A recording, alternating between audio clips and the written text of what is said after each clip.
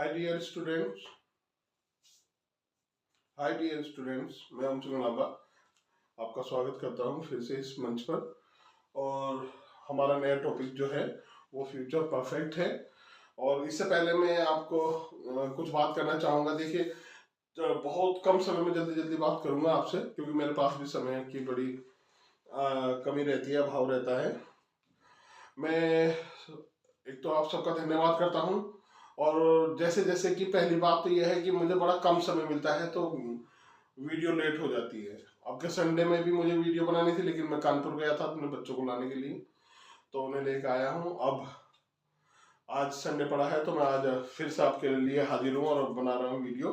और एक खुशी की बात यह है कि मैं नया एक दूसरा चैनल और शुरू कर रहा हूँ, जिस पर यूपी टीजीटी पीजीटी की बातें, यूपी टीजीटी पीजीटी का कोर्स हम कवर करेंगे। उसमें सारी चीजें टीजीटी के लेकर ही बताऊंगा। तो वो स्टूडेंट्स, और वो केवल टीजीटी के लिए ही नहीं, वो उन स्टूडेंट्स के लिए भी है जो बीए एमए इंग्लिश से कर रहे हैं। और समय न लेते हुए बस जल्दी से चलते हैं, और उम्मीद करता हूं कि आप इस चैनल के साथ साथ उस चैनल को भी बहुत प्यार देंगे, आगे बढ़ाएंगे। तो आज हमारा जो टॉपिक है फ्यूचर परफेक्ट।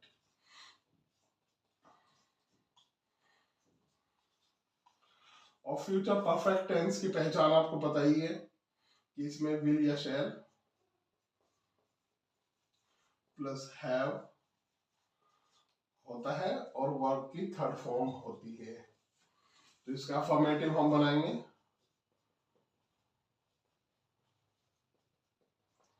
फॉर्मेटिव के लिए ये हमारा फॉर्मेट रहेगा, ऑब्जेक्ट का सब्जेक्ट प्लस जो ऑब्जेक्ट का सब्जेक्ट बन के आएगा उसके हिसाब से विल या शैल। हैव हमारा है ही, इसमें हम बीन और लगाएंगे और वर्ब की थर्ड फॉर्म जो हमें मिलेगी वो लिख देंगे, प्लस बाई लगाएंगे और सब्जेक्ट का ऑब्जेक्ट कर देंगे, प्लस कॉम्प्लीमेंट। तो एग्जांपल देखते हैं। आई शैल हैव written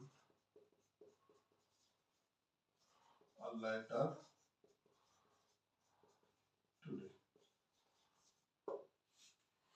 तो आई सब्जेक्ट हुआ, रिटर्न वर्ब हुआ, ए लेटर ऑब्जेक्ट हुआ, ये आपका कॉम्प्लीमेंट हुआ। ऑब्जेक्ट का सब्जेक्ट हमें करना है, तो ए लेटर चूंकि ऑब्जेक्ट है तो ऐसे ही उठा देंगे ए लेटर। यदि प्रोनाउन होता तो उसे बदलते। विल या शैल के साथ, ए लेटर के साथ विल ही आएगा। विल हैव बीन लगाएंगे, वर्ब की थर्ड फॉर्म रिटर्न, बाय लगाएंगे और सब्जेक्ट का ऑब्जेक्ट। अब आई जो है वो प्रोनाउन है, तो आई का ऑब्जेक्ट जो बनता है वो बनता है मी, और कॉम्प्लीमेंट ऐसे लिखते हैं। निगेटिव देखेंगे।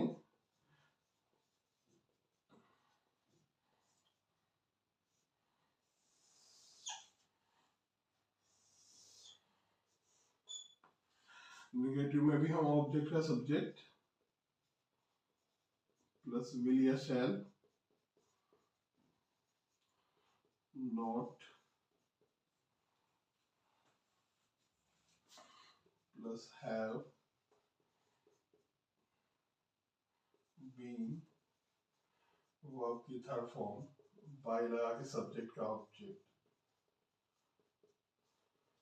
और कॉम्प्लीमेंट ऐसे लिख देंगे। जैसे यू विल नॉट हैव रंग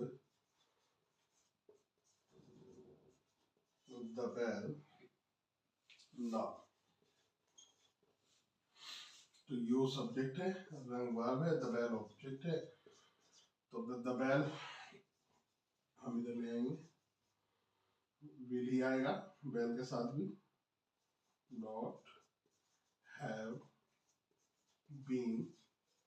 कुछ नहीं है इनमें, बस रूल, ये जो आपका फॉर्मेट है इसे दिमाग में बिठा ले। और फॉर्मेट भी इतना सही होता है यही है, बाकी सब तो ये तो चलता ही रहता है। बाय यू का ऑब्जेक्ट भी यू ही बनता है। Now full stop. इंटरोगेटिव देख लेते हैं एक बार।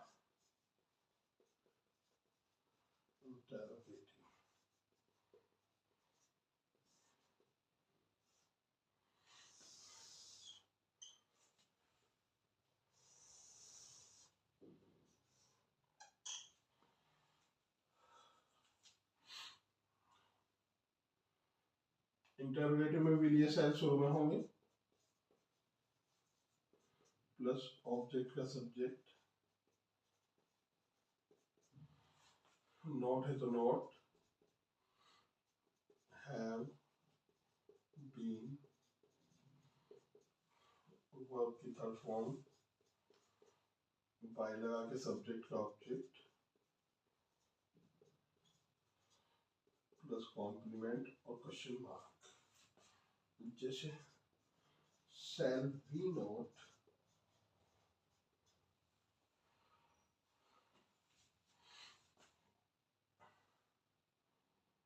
have helped him fourth। Fourth का मतलब होता है आगे, क्या हम अब उसके आगे मदद नहीं करेंगे। Subject, verb, object, complement. Object का सब्जेक्ट हमें बनाना है ही, हिम का हो जाएगा ही, और ही के साथ विल सेल में से आ जाएगा will. He not have been helped by, we का ऑब्जेक्ट बनेगा अस, फोर्थ और क्वेश्चन मार्क।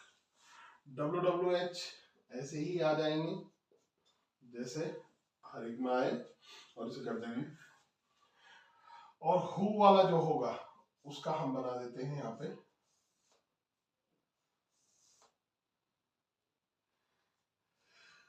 भगवान सॉरी, हु काम करते हैं बाय हूम, प्लस विल या शैल, ऑब्जेक्ट का सब्जेक्ट, प्लस हैव बीन, चलिए यहाँ लिख देता हूँ बीन, वर्ब की थर्ड फॉर्म, प्लस कॉम्प्लीमेंट और क्वेश्चन मार्क। जैसे सेंटेंस आया, हु विल हैव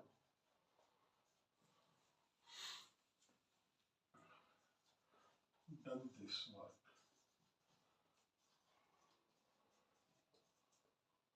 तो ये क्वेश्चन वर्ड भी होता है, सब्जेक्ट भी होता है, हर वीडियो में बताता हूँ हर बार। ये वर्ब, ये पूरा ऑब्जेक्ट।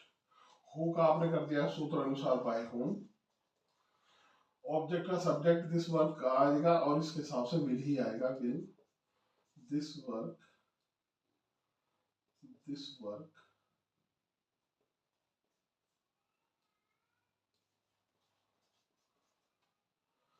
हैव बीन, और थर्ड फॉर्म में देगी डन। कॉम्प्लीमेंट है नहीं। इसके साथ ही आपका हुआ पूरा, और उम्मीद करता हूँ कि आप अच्छे से सीख रहे होंगे।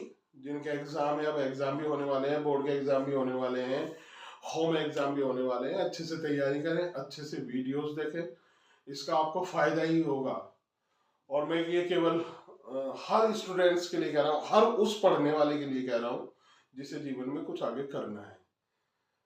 वरना दौर तो मैं जानता हूँ कि पढ़ाई का तो दौर रहा ही नहीं है, ये तो छिछोरगर्दी का दौर है। इसमें कैसी कैसी वीडियो बनती है, वो सब आगे बढ़ती है।